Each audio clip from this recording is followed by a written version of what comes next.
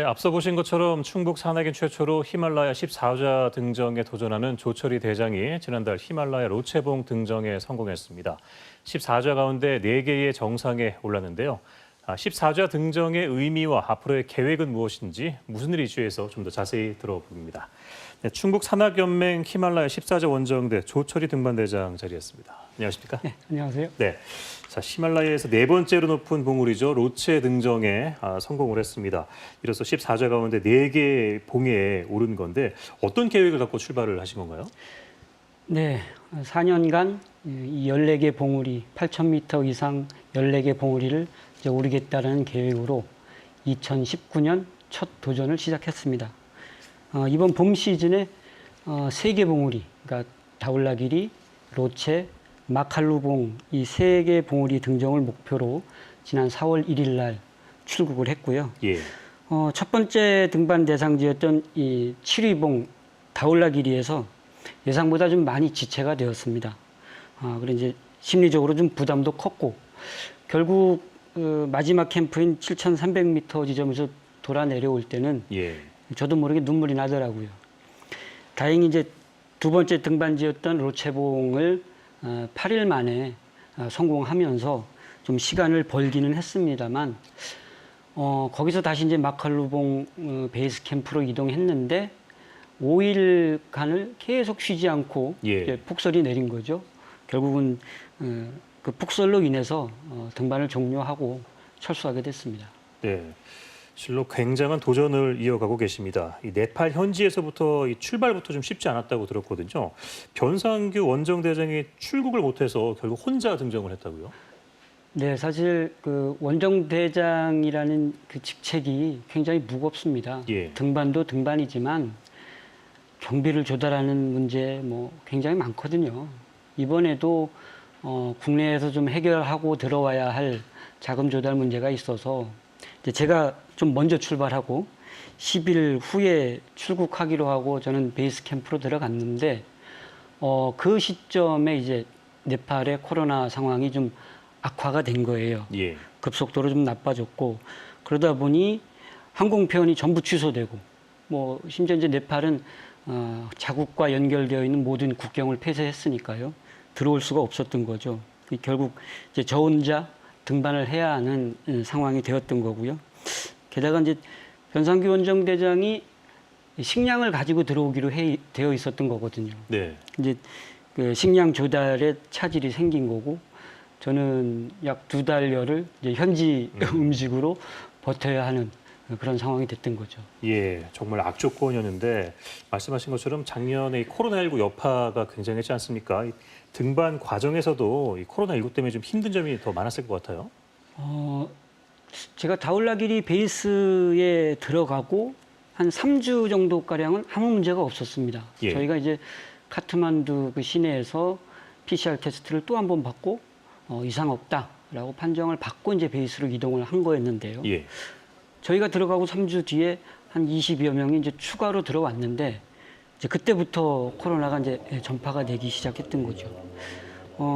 식당 텐트라든지 취사 텐트를 공동으로 쓰기 때문에 한번 전파가 되면 급속도로 이제 퍼지거든요. 그러다 보니까 이제 다들 신경이 좀 날카로워지죠.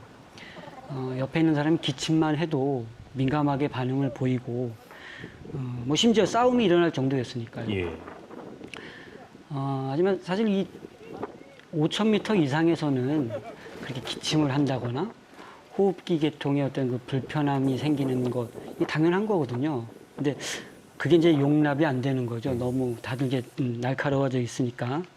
결국 베이스 캠프에 있는 전 인원을 상대로 검사를 하자. 그래서 이제 검사 키트를 공수해서 검사를 했는데 그때 바로 한 15명 정도가 이제 확진 판정을 받고 바로 하산을 했습니다. 이제 그렇게 되면 함께 루트 개척을 해야 되고 캠프를 설치해야 되는 인력이 부족해지는 거죠.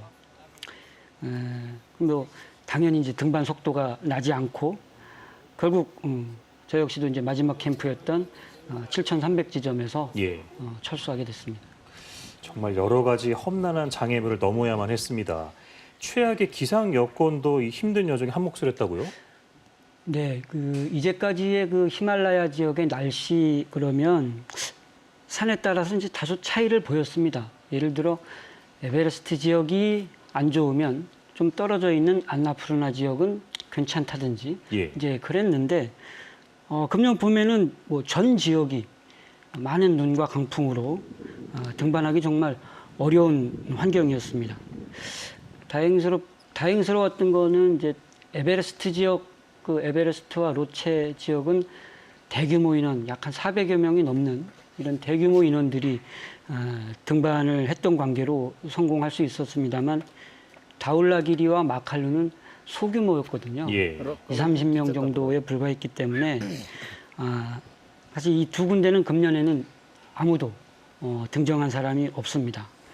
며칠간 계속되는 폭설로 이 기존에 설치했던 캠프라든지 고정 로프라든지 이런 것들이 이제 사용할 수 없을 만큼 다 눈에 덮여 있었고 이걸 다시 설치하기를 몇 번씩 반복하고 그래도 결국은 날씨는 좋아지지 않더라고요.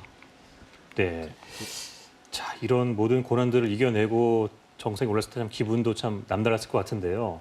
이번에 로체 등정, 이 조철이 대장에게 또 우리 충북 산악인들에게 이 히말라야 등반에도 참 의미가 있다고 할 수 있겠죠? 어떻게 보시나요? 사실 첫 번째 대상지였던 다울라기리를 철수할 때 캠프 3 지점에서 참 많이 울었었는데요. 정상이 코앞인데 더 이상 올라갈 수가 없는 거죠.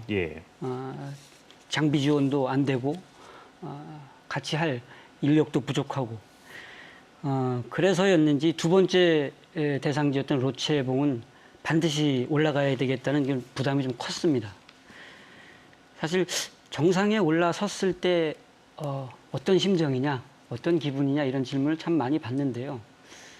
정상에 올라서기 한 10분여쯤 전에 성공할 수 있겠다는 확신이 드는 그런 지점이 있어요. 이제 그때쯤 되면 같이 고생했던 뭐 등반대원 생각이 나고 또 집 생각도 나고 주마등처럼 싹 스쳐 지나가죠. 근데 막상 정상에 올라서면 사진 촬영도 해야 되고 기록을 남겨야 되고 하기 때문에 뭐 다른 생각할 겨를은 별로 없고요.